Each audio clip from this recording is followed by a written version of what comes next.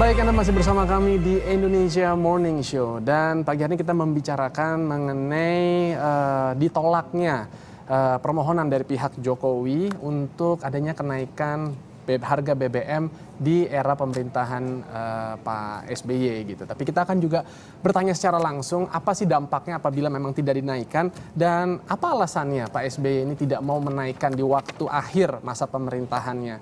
Memang ini satu keputusan yang tidak mudah, tapi akan kita coba bahas di pagi hari ini bersama dengan Wasekjen dari Partai Demokrat yaitu Bang Ramadan Pohon. Selamat pagi, Bang. Selamat pagi. Dan juga pengamat perminyakan kita Pak Kurtubi. Selamat pagi. Selamat pagi. Pagi hari ini ada pemandangan yang berbeda. Kalau lihat Bapak di televisi ataupun di koran, biasa penampilannya itu tidak pernah menggunakan peci. Ini ada hal apa sih hari ini yang begitu spesial? Nutupin kebotakan saja. Satu, kedua, ini kan ciri nasionalisme kalau Bung Karno bilang salah satu ciri kopiah hitam itu identitas nasionalisme sebagai bangsa Indonesia. Oh, tapi kan kalau kita ingat dulu ada istilah namanya boksi. Botak itu seksi loh, Pak. Bisa jadi. Jadi nggak botak apa-apa itu seksi, bisa dibuka.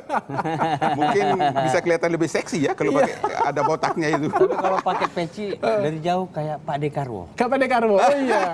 Baik. Bagaimana nih Bang Ramadan? Kita kemarin juga sudah mendengar gitu ya Pak SBY ternyata memang menolak permohonan Pak Jokowi. Apa sih sebenarnya alasan dibalik itu? Begini, yang pertama Pak SBY itu sangat terukur, sangat berhati-hati dan persiapan itu selalu matang begitu ya. Itu udah kita lihat pengalaman-pengalaman sebelumnya.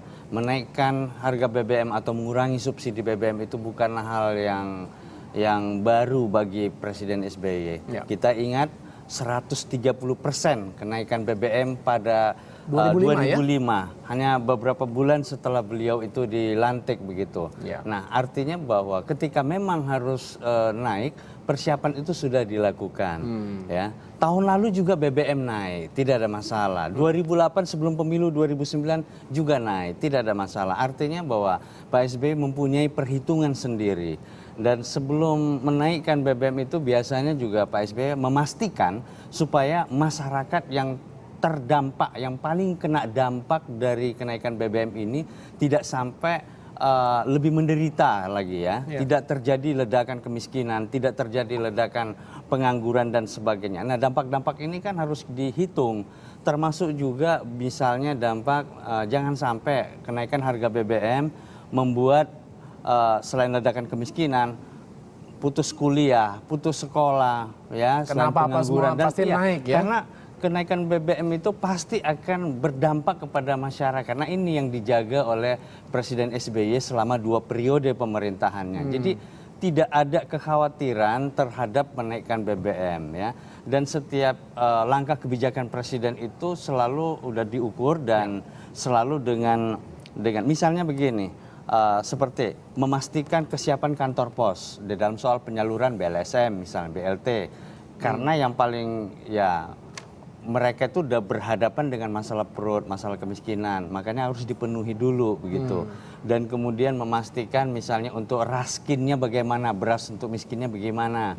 Dan kemudian juga untuk beasiswanya. Kalau semua sudah jalan, infrastruktur sudah oke, jalan go, baru gong dimainkan kebijakan kenaikan BBM itu tadi. Nah, itu sebenarnya jadi bukan karena seperti anggapan bahwa ketakutan presiden, enggak, karena beliau itu pemimpin yang selalu mempunyai persiapan dan itu penting sekali. Bukan karena takut dianggap tidak membuat satu keputusan yang populer di akhir masa pemerintahannya. Berdas itu ada analisis seperti itu, tetapi kalau misalnya berdasarkan pencitraan yang seperti itu, kalau kita lihat 130% kenaikan BBM itu ketika 2005 itu kan popularitasnya kalau misalnya anjlok. Pak SBY pernah mengatakan begini, bahwa di atas segalanya ya kepentingan pribadi kelompok dan banyak kelompok-kelompok di Indonesia, yang paling utama adalah kepentingan nasional. Masa depan bangsa ini, nasib bangsa ini itu harus lebih menjadi pertaruhan walaupun menjadi tidak populer dan beliau sudah tidak ada masalah dengan persoalan popularitas seperti itu karena ya 30-an tahun mengabdi sebagai tentara juga udah beliau perlihatkan. Tapi kenyataannya harga wajarnya itu kalau menurut ya banyak pengamat perminyakan itu memang masih sangat jauh. Kurang lebih ada di kisaran 9.500-an. Tapi kira-kira dampak terburuk yang dialami oleh pemerintahan ke depan di bawah kepemimpinan Pak Jokowi JK apa dengan adanya penolakan yang dinyatakan oleh Pak SBY, Pak Qurtubi? Ya, kita sudah ketahui kalau harga BBM-nya tidak dinaikkan sekarang, ruang fiskal itu amat sangat sempit. Jadi APBN-P maupun RAPBN 2015 itu terjadi defisit, padahal total anggarannya kan 2000-an triliun ya. Jadi kalau kita ingin membangun infrastruktur, bangun sekolah lebih banyak, bangun jalan raya, pelabuhan, rumah sakit, sekolah dan seterusnya, dananya kecil sekali untuk itu. Jadi terserap sebagian besar untuk subsidi BBM. Tadi Bung Pohan sudah mengutarakan memang kalau menaikkan harga itu dampaknya ledakan kemiskinan terjadi ya kalau menaikkan harga BBM itu. Saya sebenarnya bertahun-tahun ya menyarankan ke pemerintah bahwa untuk mengurangi subsidi BBM tanpa harus menggiring rakyat tambah miskin, ya caranya adalah percepat konversi dari BBM ke BBG. Segera bangun infrastruktur gas, ya, sebab kalau kita pindah ke gas, rakyat untung, pemerintah untung. Karena apa? Karena gas itu harganya jauh lebih murah meskipun tidak disubsidi. Satu, kedua tidak usah impor, cukup dari dalam negeri produksi. Karena kita kaya ya, kaya gas. Lalu lebih ramah lingkungan. Tetapi untuk itu harus dibangun dulu infrastrukturnya. Nah, sampai dengan hari ini infrastruktur gas itu amat sangat minim. Ya, akhirnya kebijakan yang diambil untuk mengurangi subsidi ini kebijakan pembatasan pakai kuota. Ya. Tadinya Pak SBY mengusulkan kuotanya untuk 2014 ini 48 juta kiloliter. Ya. Sama DPR rapat dan seterusnya menghasilkan keputusan diturunkan menjadi 46 juta kiloliter. Tadi Bapak bicara mengenai gas, saya jadi ingat juga itu juga menjadi alasan dari Pak SBY untuk tidak menaikkan harga BBM karena ada desakan dari Pertamina untuk menaikkan harga gas. Gimana tanggapannya? Nah, desakan dari Pertamina itu gas LPG beda. Tapi kan itu LPG juga memang merupakan konsumsi ya, untuk rumah tangga. Rumah tangga kan. Tapi gas yang saya maksud ini adalah gas pipa untuk bisa untuk transportasi seperti busway itu pakainya gas pipa. Ya. Dalam bahasa kimia nih C1 C2.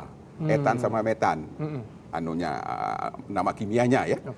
Ini tidak usah diimpor, dalam negeri amat sangat cukup ya kalau pakai gas. Tapi memang syaratnya harus ada infrastrukturnya. Itu yang tidak dibangun. Sementara subsidinya membengkak luar biasa. Bahkan untuk membiayai subsidi ini pemerintah harus mengeluarkan bond dan sebagainya, surat utang, berutang untuk menutupi subsidi yang begitu besar. Dan kembali kalau seandainya kuotanya habis sebelum 31 Desember. Misalnya habis di bulan November atau awal Desember. Menteri Keuangan bilang tidak akan menambah kuotanya. Nah, kalau Pertamina tidak menjual BBM bersubsidi pada saat itu, berarti disuruh pom bensin itu tidak ada BBM bersubsidi. Artinya rakyat mau tidak mau harus beli yang non subsidi kan? Memang supaya digiring menggunakan yang non subsidi. Yang non subsidi itu harganya kan sekitar 11.000, 12.000 rupiah per liter. Hampir 2 kali lipatnya. Nah, berarti itu rakyat menerima fakta naik harga quote unquote identik dengan naik harga 100%, ya kan? Untuk bulan di mana kuotanya habis.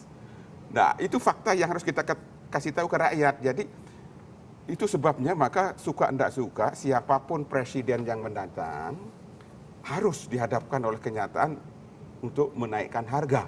Sebab untuk mengurangi subsidi lewat konversi BBM ke BBG mustahil juga karena infrastruktur tidak ada. Kapan waktu yang terbaik untuk menaikkan harga BBM? Saran dari Pak Qurtubi. Kalau menurut pendapat saya sih harus disiapkan dulu, seperti Pak Pohan tadi bilang, harus dipersiapkan kalau memang dananya nanti sebagian dipakai untuk menolong masyarakat miskin. Sebab begini, begitu harga BBM naik, harga barang dan jasa akan naik, jumlah orang miskin akan bertambah, ya kan? Nah ini harus diantisipasi. Mekanisme sudah ada yang dibangun oleh Pak SBY ini lewat BLT, ya kan? Nah tinggal disempurnakan. Apa daftar orang miskinnya disempurnakan, mekanisme penyalurannya diperbaiki, langsung kepada keluarga miskin dengan dibukakan akun di bank, ya masing-masing punya akun di bank, langsung ditransfer itu, atau bagaimana? Nah ini setelah ada mekanisme yang benar, persiapan yang bagus, itu mungkin bisa pada saat itu harga BBM dinaikkan, sehingga kalau harga BBM naik langsung dana itu bisa mengalir kena sasaran, ya.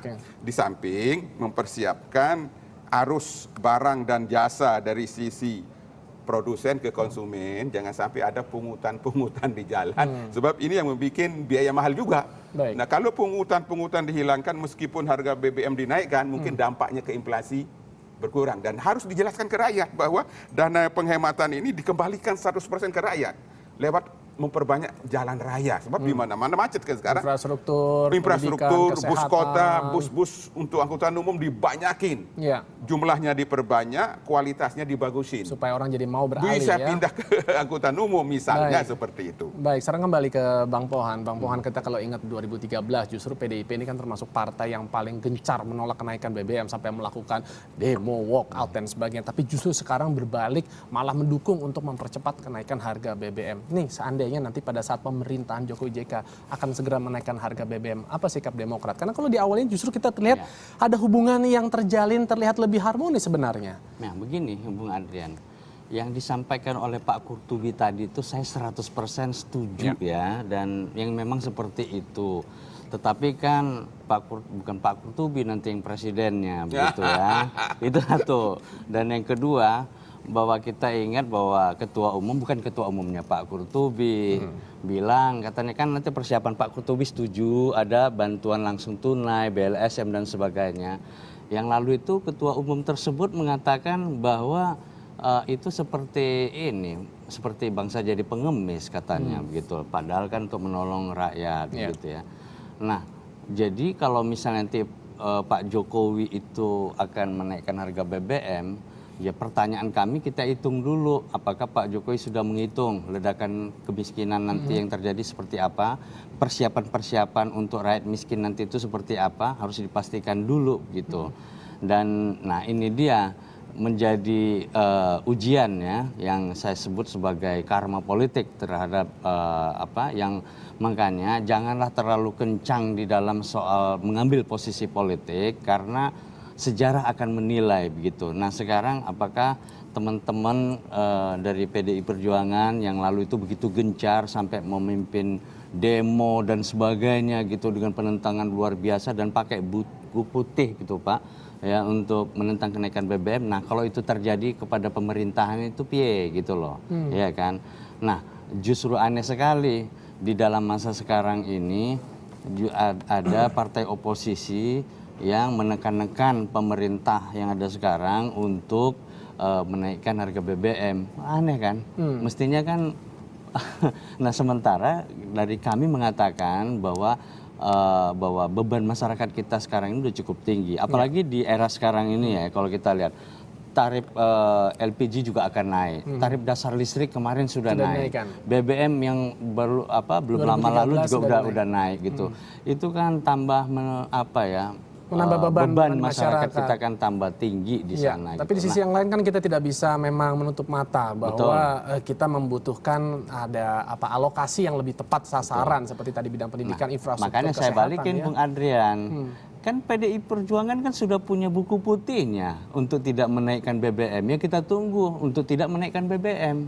Tapi kalau dinaikkan oleh Pak Jokowi juga, ya kami dari Demokrat, kami fair. Kita lihat aja kesiapan. Apakah dampaknya nanti seperti apa, persiapannya dan pelaksanaannya nanti seperti apa gitu. Baik, terakhir singkat saja dari Pak Kurtubi, berapa harga wajar yang perlu dinaikkan oleh pemerintahan Jokowi kalau memang kita tidak bisa berharap dari pemerintahan SBY untuk menaikkan harga BBM yang di awal ini? Berapa harga kewajaran dan apa dampaknya terhadap RAPBN kita?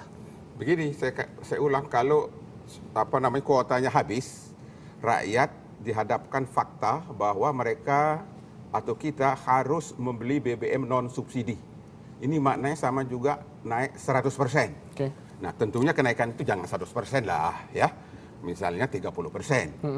Misalnya seperti itu, tapi harus dibarengi dengan sosialisasi. Berarti kurang lebih sekitar Rp2.000 ya Pak Sekitar ya? itu ya, menurut pendapat saya pribadi. Baik. Harus dijelaskan secara jujur ke rakyat bahwa kondisi migas kita begitu buruk sekarang. Karena 10 tahun masa pemerintahan SBY ini gagal mengelola migas. Kita masih impor ya Pak? Oh, impornya bertambah, produksinya anjlok luar biasa. Waktu beliau mulai berkuasa, produksinya 1.200.000 barel per hari. Sekarang 800.000. Kilang tidak dibangun-bangun selama 10 tahun berkuasa. Akibatnya kita harus mengimpor minyak mentah dan BBM dalam jumlah yang amat sangat besar. Jadi pemerintah yang akan datang ini luar biasa menerima beban dari warisan sektor migas loh ya. Ya. Yang begitu buruk selama ini, yang saya berulang-ulang memberikan saran agar tata kelolanya diperbaiki. Ya. Karena tata kelola sekarang ini bertentangan dengan konstitusi berdasarkan undang-undang migas. Baik. Yang lembaganya dibubarkan oleh MK, tetapi pemerintah sekarang hanya ganti baju doang. Sehingga akibatnya seperti kita terpuruk ini karena Baik. kata tata kelola yang salah, melanggar konstitusi dan merugikan negara. Sebenarnya pembicaraan kita semakin hangat nih Bang Puan dan juga Pak Kurtubi, tapi sayang sekali saya sudah mendapat informasi waktunya sangat sempit. Mungkin di lain kesempatan sedikit dari saya, tidak akan mungkin pemerintah melanggar konstitusi, Pak Kurtubi. Kalau itu dilanggar, berarti kan DPR sudah bersidang, berarti sudah terjadi impeachment. Ya, itu satu. Dan yang kedua, bahwa Pak SBY meninggalkan warisan beban yang berat itu enggak.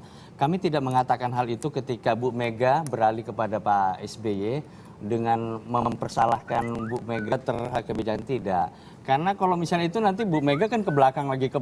Jadi terlalu panjang. Oke, pokoknya di sini kita tidak berusaha untuk mencari siapa yang benar, siapa yang salah. Tapi pokoknya ini adalah potret dalam 10 tahun pemerintahan yang memang harus menjadi PR untuk di pemerintahan. ke depannya. Yang nggak benar sekarang harus diluruskan. Baik. Terima kasih Pak Kurtubi dan juga Bang Ramadan Pohon atas bincang-bincangnya yang singkat di pagi hari ini. Mungkin kita akan sambung lagi di lain kesempatan. Dan